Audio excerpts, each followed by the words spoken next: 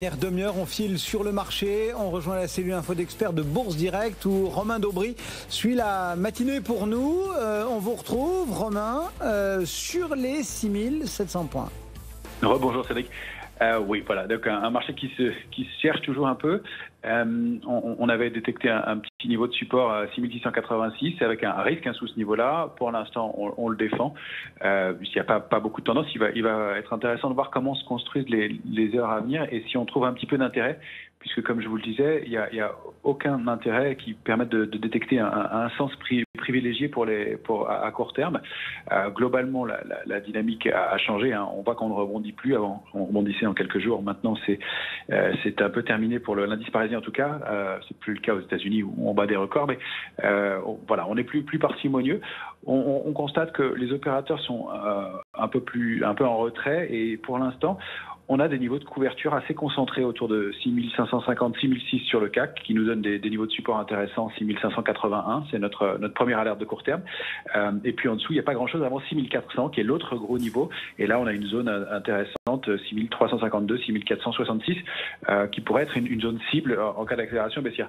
Pour reprendre des couleurs, pour l'instant, on a recréé un petit canal haussier. La borne basse, c'était donc 686. La borne haute, c'est 6723 pour la séance.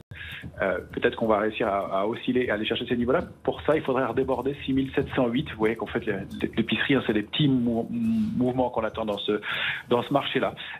Globalement, ce qu'on constate, c'est qu'il y a un regain d'intérêt sur les small et mid caps. Il y a beaucoup de valeurs qui bougent pas mal. Là, on a vu Navia la semaine dernière. Il y a Neoen qui frémit un peu. Nous, on a pris une petite position sur des valeurs comme Morel et Pron depuis quelques heures. Il y a des titres comme Eiffage aussi qui ont l'air de vouloir déborder. C'est pour des plus grosses capitalisations qui ont l'air de vouloir déborder les niveaux.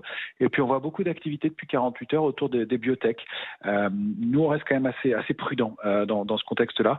On a pour renforcer une position en or aussi, pour lequel on constate que l'or a réintégré son canal haussier de long terme au-delà des 1800, pour l'instant à 1815, donc c'est assez lent comme mouvement, mais ça fonctionne. Et puis du côté sectoriel, effectivement, c'est le secteur des technologies qui se porte pas mal. On surveille aussi, et on le travaille, le secteur des énergies renouvelables, qui a à nouveau un peu le vent en poupe, ce qui était moins le cas depuis plusieurs mois, et donc sur lequel on est positionné, mais par petites touches. On va surveiller les secteurs des énergies traditionnelles aussi, de oil and gas, donc les valeurs pétrolières nous intéressent de la même façon.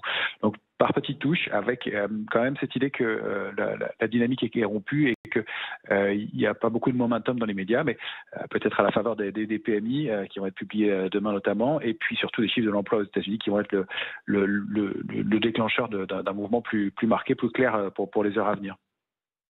Voilà donc pour la vision et le scénario que vous propose Romain Daubry. Merci beaucoup Romain, bonne journée. Merci, sur le Cédric. marché. Le CAC à 6704 points qui prend désormais 0,25%.